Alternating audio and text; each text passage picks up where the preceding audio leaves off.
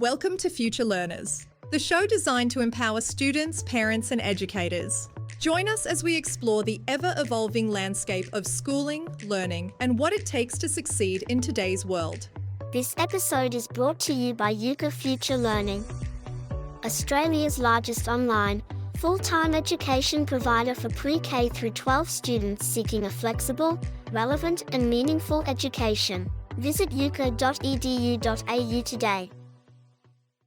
Oh, welcome back to another episode of Future Learners. I am Brett Campbell, Chairman and CEO of Euka Future Learning, and I'm joined by my amazing co-host, as always, founder and head of education of Euka Future Learning. We have Ellen Brown. How are you, Ellen? Great. Thank you, Brett. Looking forward to this week's podcast. Another exciting topic. I think I'll say this every single week because it is exciting. I'm actually really enjoying sinking my teeth back into these podcasts. I love it. I love being able to share the information and knowledge and insights with our families out there. And to our families out there who are listening to the show, we really appreciate you tuning in each and every week. And of course, providing the feedback, and even more so, providing us with those 5-star reviews on iTunes especially. So if you haven't though, don't wait. There's still time. You can head on over there, drop us a 5-star review, and we would really appreciate it. And if you get any value from these episodes, please be sure to share them with families and friends that you think would get value as well. So Ellen, today I would like us to take a little bit of a deep dive into the topic of how does a family member, or how does one get started with homeschooling, right? So there's lots of things to one think through, to understand, and then get started with. So I'd like to take a bit of a step-by-step approach to this, so that anyone listening to this right now, they could be sitting there going, I'm really considering this. I've listened to Future Learners now for a few episodes, and I'm starting to see the value. But where do I really start? How do I get started, and what are the first steps really required? And outside of heading over to euka.edu.au and talking to one of our future learning specialists who can step you through all of this, let's give a bit of a heads up, and we'll be able to share, I know, a number of things that parents out there just don't know as it pertains to, and they don't know what opportunity probably sits in front of them as it pertains to homeschooling. So where do we kick off? Let's start from the very, very start. And I'm going to hand to you. Let's start at the very, very start. What's the starting point that we've uncovered where most parents sit? Look, this is definitely the time of year where parents are considering homeschooling and actually stepping in, because there is the application process. You need to register to be a homeschooler, and we'll talk about those logistics. But this is the time. This is a really good time to be starting to think seriously about it, because it can take, in a couple of states, it can take a couple of months in order to be approved to homeschool. So very timely at this time of year. And often the very first conversation will be around, we've talked through reasons why students might be wanting to homeschool, but, do we talk to the school first? Do we look at an application first? Do we look at a program first? That's usually the first step. And, the other thing is that sometimes there's conflict. Quite often there's conflict in a family because, everybody may not be as enthusiastic about the idea. There may be other siblings who will go, wait a minute, what are you doing with that one? Maybe a husband or wife. Let's double tap on that. Yeah.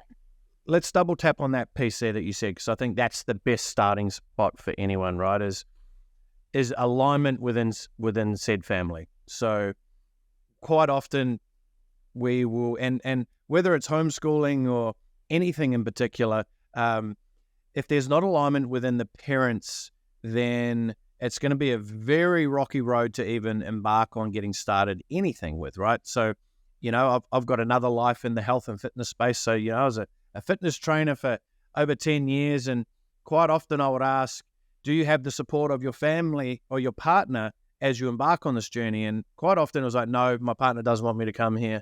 And I could tell you the people that started with that as their sort of base foundation were generally, in most cases, the ones that would peter out very quickly after getting started. Because if you don't have that that understanding and connection and alignment is going to be very, very hard to start with. So when it comes to and I like to think about these things quite deeply because I think without this strong foundation, everything else and everything we're about to share and all the nuances and the tick the boxes, et cetera, that we need to go through are really meaningless. It's like the house of cards, right? Or if you ever, the good old fable, what is it? The three pigs. What is I'll huff and I'll puff and I'll blow your house down. What's that one? Help me out here. What is it? The three pigs? I'm not even sure. Is that what it's called? I've got listeners here listening to this go, no, it's called this. It's the first house was made out of straw and the second house made out of... Yeah, the three little pigs. Yeah. The three little pigs. Yeah, I said three pigs. I missed them. So three little pigs, right? We need to make sure that we're building a house out of bricks because that is going to be what you're about to embark upon, and I'll say this, is embarking upon homeschooling your child is not a decision you make over dinner and go, yeah, cool, let's do it, let's give it a crack. Now, some families obviously are happy to do that and happy to try, but for the most cases, it requires some consideration. So I think the very, very first part is really decide on why you're doing this, okay? So it's set the vision. Like anything, if you're goal setting for anything in your life, you can use this fundamental foundation and framework to build upon. It's like set the vision of what you are hoping to succeed here, right? Or hoping to achieve here with this particular endeavor. And for some families, it might be you've made the absolute decision to pull your child out of the schooling system forever, and that's your goal to make it work and throughout many years. And we have many families who have been with us for over 7-8 years, and that's a decision they've made. However, you might be going, you know what? We only want to make this decision for the next 3 months. We really want to see how this goes and see how our child adapts to this particular environment, right? And new way of learning. Because often parents and family members, people set these unrealistic visions that they put so much pressure on themselves to make it work that, again, that creates that unstable foundation. So first part is really deciding on why you're really doing this. And I'm assuming majority of families, especially the ones that we speak with, they're pretty clear on why they're doing it. There's a reason. We've talked about multiple reasons as to why someone would embark on homeschooling, or again, a new way of learning. So get that decision really clear so that when things may get tough or you may get stressed out or you're like, oh my gosh, this isn't working for whatever reason, right? Maybe you're just having a hard day. You can revert back to going, but why are we really doing this? This is the main thing, It's to, Timmy's at school and he's getting bullied day in, day out, and he's turned into a different version of himself, and we want to bring Timmy back and the vibrant, fun, loving child that we know he is. And so you cast that as, look, this is our journey we're embarking upon. You're not actually embarking upon homeschooling or learning. It's like this is the tool in which the mechanism in which we're going to use to be able to create this better outcome. So just on that, I just wanted to make sure I double clicked on that because it's really understanding and deciding upon where you are, and to your point, getting alignment within the family unit. Yeah, I'd also say that, when people are coming to homeschooling, often it's one parent that has done the research or is talking directly with the child. And so to ensure that both people are on the same page, it all comes down to information, ensuring that that other parent that may not have had as much information has the opportunity to ask the questions that they need. So, if you are going to talk to a learning specialist at Euka, do you get on together and have those conversations so that, any fears, concerns, worries can be addressed at the same time together? That makes a really big difference, because usually a negative feeling towards it is simply because there hasn't been really good information. Yeah, absolutely. And as you know, the old Chinese whispers, you can quite often hop off a phone call and someone's like, yeah, so what'd they say? And you're like, they said lots of stuff, lots of good stuff. I think it's this. And then it's paraphrased back and it's like, that doesn't sound like a good idea to me. So absolutely. One other thing that I'd say at the very this is sort of the pre-decision mode of, yes, we are absolutely doing this. One thing I'll add to that is the good old basic pros and cons list. right? The good old basic pros and cons. If there's something that's you're stuck with on life, 9 times out of 10 is generally my go-to framework that I'll sit down to and go, okay, what are the pros? What are the good benefits that could come from this? What are the great outcomes? And then equally, you go, okay, what's the downside to this? I love to run the framework of what's the risk to reward ratio. Like if you do take this, because just because you might have 5 benefits and 27 cons, let's say you came out of it with. Now that could be a predicate on whether you're more of an optimistic or a pessimistic person as well. However, that's another topic of conversation. But there's weighting to each said thing. So one of your pros could be, again, to bring Timmy back to being the fun, loving, caring, outgoing child that we know he is. And that in itself could be the over-deciding factor that squashes all of this. Well, what's to lose? Well, we take him out of the school system for 3 months to see what's going on. Now, I don't know about you, but I could say probably collectively over my time at school, I probably checked out for a lot more than 3 months personally myself. But the reality is that you got to look at it and go, what's the downside of that? But what is the upside? So do a good old pros and cons list and sit down with your partner if you've got a partner and you're doing this decision together. Because what you might find is one of your partner's cons, you might be like, oh, I didn't actually think of that myself. Actually, yeah, we need to consider that. Or you might be able to turn your partner's con straight into a pro because of X, Y, Z, and you might be the optimist in the family. So moving on to the next sort of progression. So a family's sitting there, they've decided, they're all on the same page. They've realized their pros and cons list is far outweighing the pros. One other thing I'll say there is set yourself a time trial period. Okay, so don't sit there and go, we're pulling our kids out of school forever, unless, of course, that's what you fully fundamentally believe. But don't put the extra pressure on yourself. It's like someone embarking on a health and fitness journey, and they're like, I'm going to go to the gym every day. I'm going to eat healthy every day for the next 2 years. It's like, let's not get ahead of ourselves. Let's start with the next 30 days. Let's see if we can do that first, right? But when it comes to homeschooling and future learning, we would recommend the minimum sort of starting requirement, because you don't want to jump out of school for a week and jump back in. That's just not how it works. Is at the very least, give yourself a full term. Okay, give yourself a full term to see how it works, see how it evolves, and know that with anything you attempt in life, there is going to be progression and the compounding interest of the effects that you've learned in the first, second, third, fourth week. It might take you to the end of your sort of first term attempt to go, you know what, I think we've finally got it sorted. So I would encourage you not to put as much pressure on yourself or your family unit, and pick a time period that's going to feel comfortable for you and your family.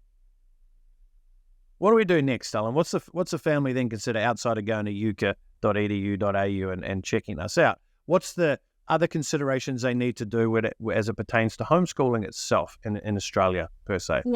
Yes. So everybody needs to be registered with the Department of Education in their state when they need to homeschool. So that's a legal requirement.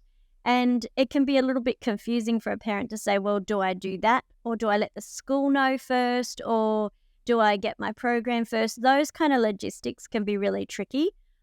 Information is always king here. So, being able to talk to a learning specialist about the Euka program and about what tools that they provide to help with the application process is really handy. I mean, we do know there is the opportunity, and it depends why your child's moving out of school. That's a really big factor too, about which thing comes first. We normally would say, get as much information as you can before you go to the school and say, this is what I'm going to do, because you don't need permission from the school in order to homeschool. And often people who are perhaps principals or high up in a school, they may not even realize that there is an opportunity like Euka where there are full school programs provided, and they may still have a very outdated picture of what homeschooling looks like. So don't be put off if you mention to a teacher or to someone at school, oh, we're thinking about homeschooling, and you get a reaction that's not necessarily positive.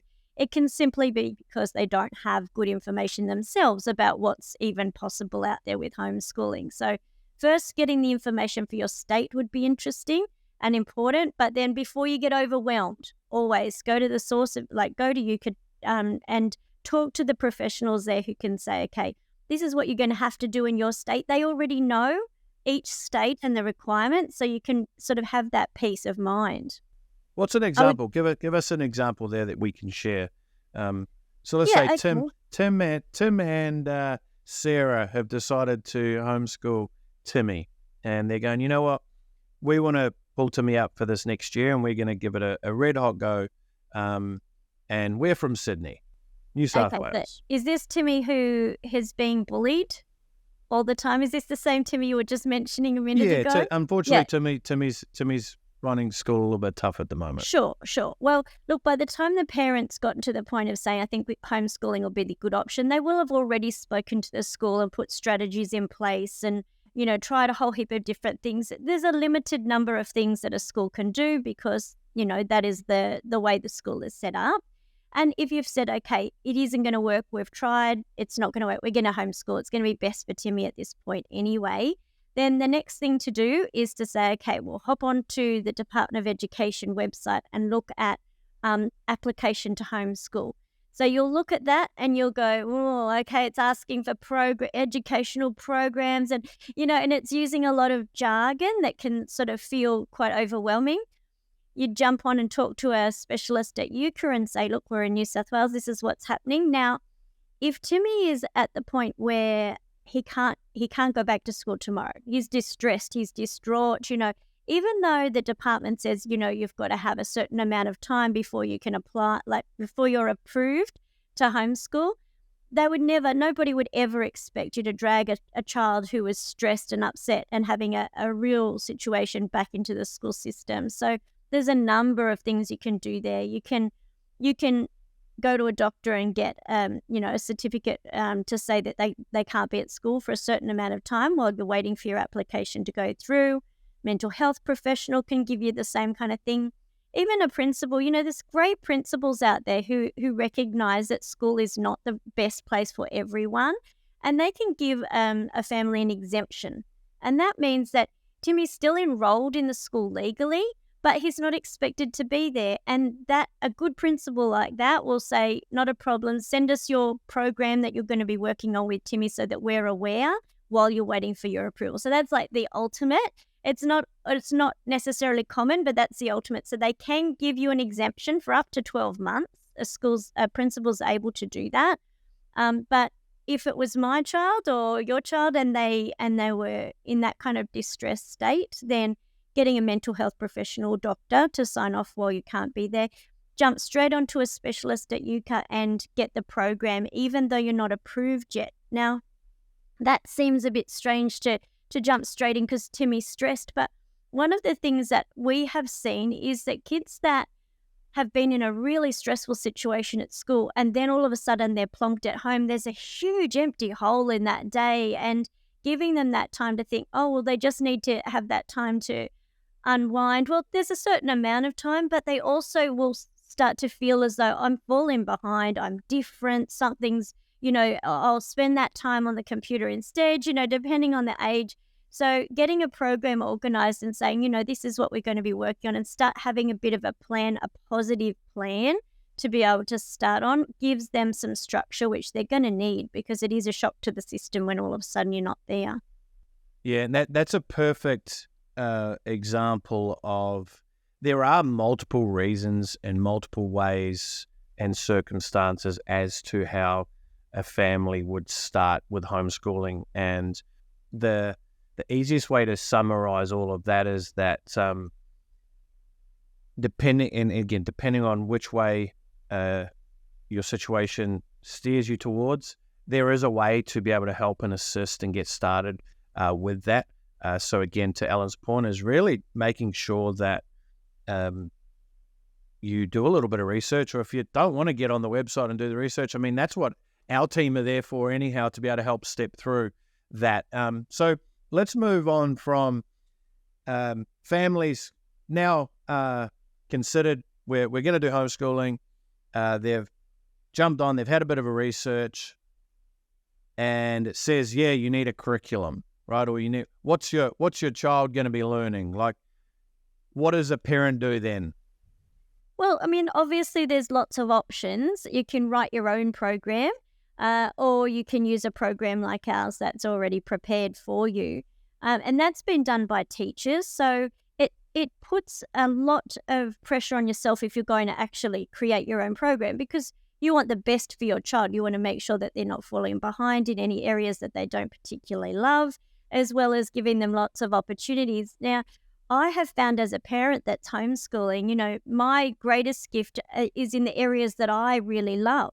And so knowing that my children have got a program that's been written by teachers that are covering the subjects that are not my thing, gives me the freedom to really jump in and put extra effort into the things that I love and that I can put into their life, or the same for other people in the family as well. So once you said, okay, I need a program, you need to cover the curriculum. So in most states, every state has their own curriculum, but most states will accept the Australian curriculum. That's the same right across the states. And even though there might be another curriculum that's called, the South Australian or the Queensland curriculum, you'll find it actually is the Australian curriculum. So the only state that is a little bit different to that is New South Wales. And so New South Wales has their own separate curriculum that they require when you're applying for homeschooling. So making sure that your program is New South Wales compliant is really important. Otherwise, you're going to have a problem through that application process. But you do need to have your program in place before you put your application in. Yeah, and that right there is exactly why Euka exists, because you could sit there and try and design your own program and map it to the curriculums, and are you getting these education outcomes and learning outcomes, etc. But that's where we really excel and help our families out, because once a family's decided, we've been able to share with them the education of, look, here's what it's going to look like. You're pulling your child out now, depending again on the year. And we'll get to the program itself and the flexibility around all of those things in a moment. But it really is getting the foundation of the program, because Euka is not something that you sit there, you don't log into an LMS and you just dot I's, cross T's, and that's it, and you're all good to go. There's flexibility around ways in how you can potentially structure a learning outcome, and that's that whole concept once again of individualized learning, and your ability to be, if you're a parent and you're super creative, when it comes to certain creative exercises and outcome and tasks, I'm sure you're going to have a field day at your home or wherever you are in the park or wherever you're learning, in the back of the van, cruising around the country. And to your point, Ellen, it's areas that, you excel in. You're able to, by way of knowledge, and that's why knowledge is really important, is to be able to help and assist that. But we provide that framework and the learning, whether you want to get deeply involved or you don't, that flexibility is there. So when someone decides to embark upon, so let's, one of our amazing families just joined up with Euka last week, let's say, and, they're going through, they've got access to the program, high level. What are the considerations now that a family needs to take into consideration? Look, I would say one of the most important things is not to feel stuck. Say you've got a grade that your child's coming out of, and if they're coming out for, a positive reason, you just want to do a family change and you've got some plans that you want to fulfill, then you won't have a question about what grade level to put them in. But if they've been having a very difficult time at school, there can be some question as to how much the child has been able to take in and learn during the year that they have just finished. We would still say put them straight into the grade that they would normally be in as a starting point, but that's where, our team can help, like you said before, with adjusting the levels once you get started. One of the things that we found, and I know a lot of families found this during COVID, is sometimes you don't even realize where your child's at till you sit down with them. But when you do sit down with them for a couple of lessons, they just take flying leaps forward. So, I guess the main thing is to just start with a positive mind frame, and also start with just keeping it simple.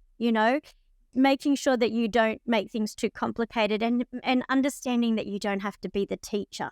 That's a real big one, because you can sometimes fall into the trap thinking, oh, I need to read all the lessons first and then I have to teach my child. But, kids are, and we all are very good at learning ourselves, and given the right tools, and it gives children that feeling of taking control of their own learning. So being a partner in the learning is the first step. And I would say when I was talking about first steps, is organising a bit of a daily plan, a weekly plan. What's it going to look like? It doesn't have to stay that way forever, but it's a good place to start. We might do maths and English every day, science on Monday, PE on Tuesday, history on Wednesday, that kind of thing.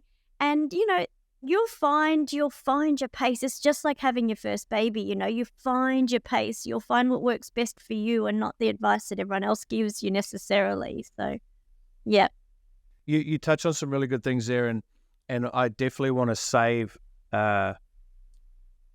it for an absolute episode on its own. The day, the week, the month in the life of a homeschooler, and there's lots of things, and even lots of our own families, we get inspired by seeing how they're homeschooling. We're like, oh my gosh, that's such a great way of doing it. How you plan your day or your week, or so.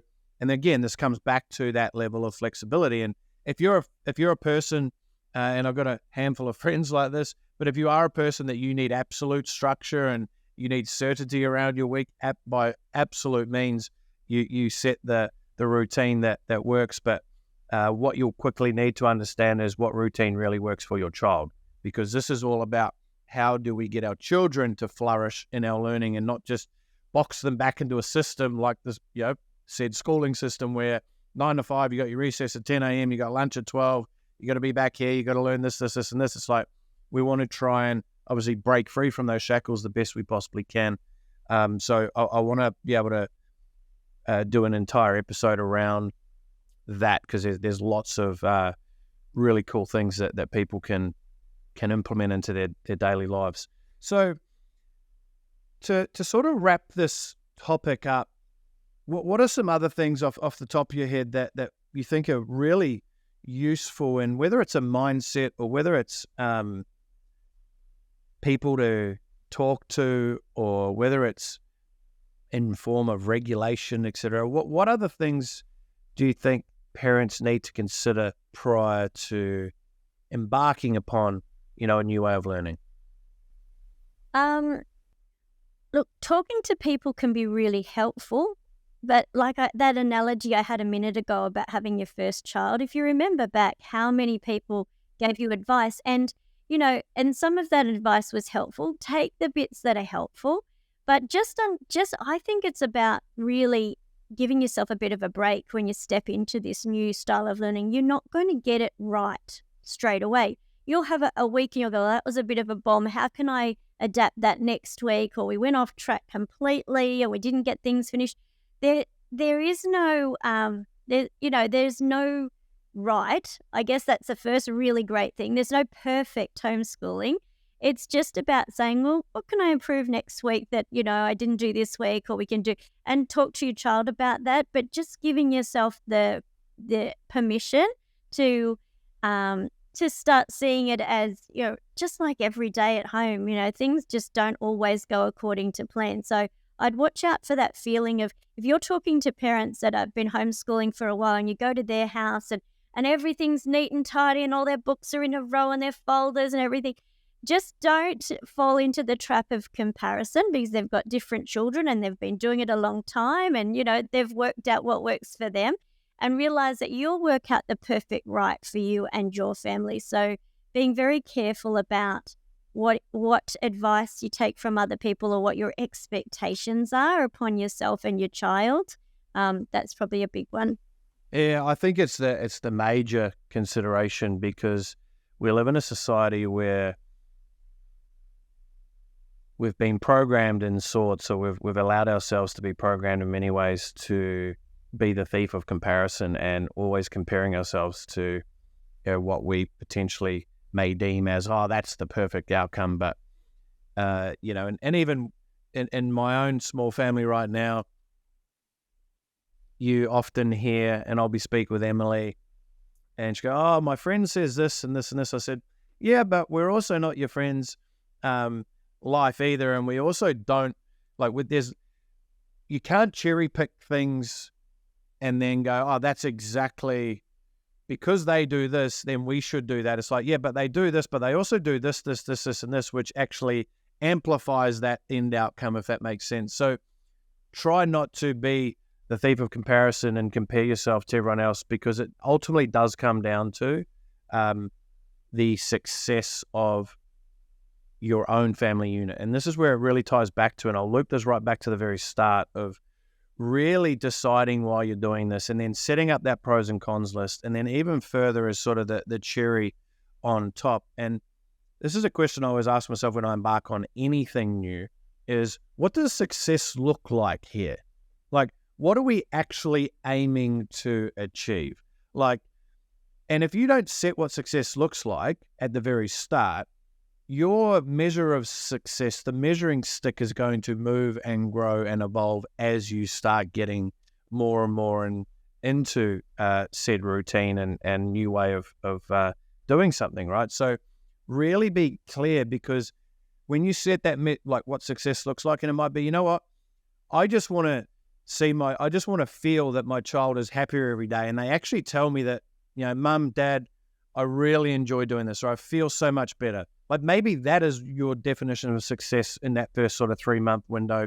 And all the other things that fall in between it, the hard days, the hard nights, the great days, the great nights, etc. We all have those, regardless if you're schooling or not schooling, and that's just called life. It makes up for all of that, right? And then you can really tie it back to going, you know what? We are seeing a vibrant, smiling, happy child. Or it might not even be to that extreme. It might be, you know what? I haven't seen him sad, or haven't seen him down, or haven't seen her down, etc. And that's what success looks like for you. And then that just tells you and gives you proof that, hey, you're doing the right thing. And then we, again, come back to the drawing board and go, well, what does success look like now for the next 12 months, right? And how can we take the lessons that we've learned here, amplify them, adjust, learn, develop, because you're going to do things that aren't going to probably work the best, like everything. But it's all about that consistent progression and the ability to know that you have flexibility, and the flexibility should more so come back to have flexibility within yourself. Don't put too much pressure on yourself. You're embarking on what I would classify as one of the most important journeys that you will ever embark upon, is you're setting your child up for success in the big wide world, and you can have a high level of degree of participation, influence, and mentorship in that. So go easy on yourself is what I'm saying. Look, I'd piggyback on that, Brett, by saying that you will come across, and this is something to be aware of, you will come across people who have no idea about homeschooling, or they have their own idea about homeschooling, and they will have sometimes these are relatives, or, you know, older people in your family perhaps, and they may have opinions that are quite negative about the choices that you're making as a family. But if a family does what you said, Brett, and you've got that really good measure of success, very soon those very same people will see that success. Your children will become the best advertisement for homeschooling than any kind of, reply that you could possibly create. You just have to walk your own path on this one. And I can't tell you how many times we hear that exact story where, a grandparent has said, oh, I can't believe you're doing this, and, school and, that kind of thing, only to then turn around and go, wow, we just didn't even see it was possible to see, this child, not only flourishing, but off in university, that kind of thing. So, I guess it's a matter of taking a bit of that. We'll see down the line, but being very clear on why you're doing what you're doing, and being able to just sort of, I guess, put a bit of a barrier up to some of the comments that you might have initially, especially from parents that did homeschool during COVID and had a terrible time because they didn't have good tools or support during that journey. And so they can sometimes have, some very negative things to say. So, yeah, it's like, and if you need a little bit of inspiration, because I believe inspiration is amazing to help get you started or get you interested in exploring something new, head over to our Facebook page, Euka Future Learning, or our Instagram page, Euka Future Learning, or our website, right? And check out a lot of the feedback that families are sending through. One in particular here, and we've got a channel inside our company for internal communications, and I created a channel for us called Team Wall of Inspiration. And this is where what we do, anytime a family emails through a story of feedback, their experience, a review we receive on Google, et cetera, we share this with the team, because it truly is not until you see it up close and personal, the impact that, by providing your child with a different way, a new way, a better way in many cases for some people, that you can really see them thrive. I'm going to read this out here actually. And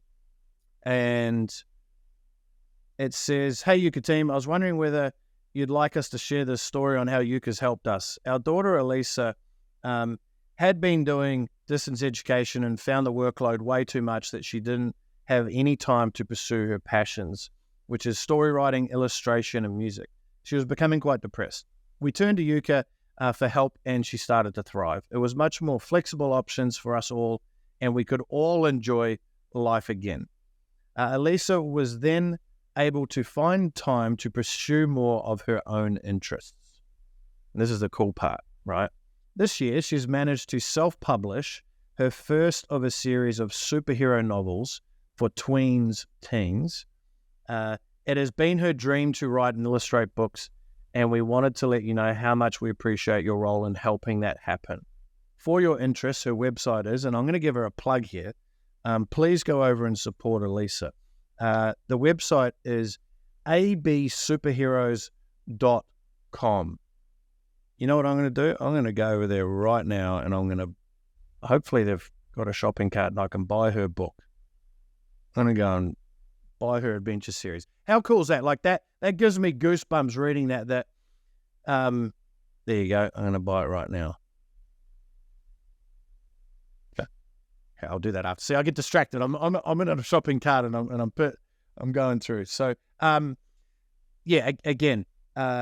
amazing what a bit of flexibility and the opportunity that you could provide your children with, because I guarantee you Elisa would most likely not be writing these superhero novels if she was still at school. So well done to you, Elisa. Let's end on that note.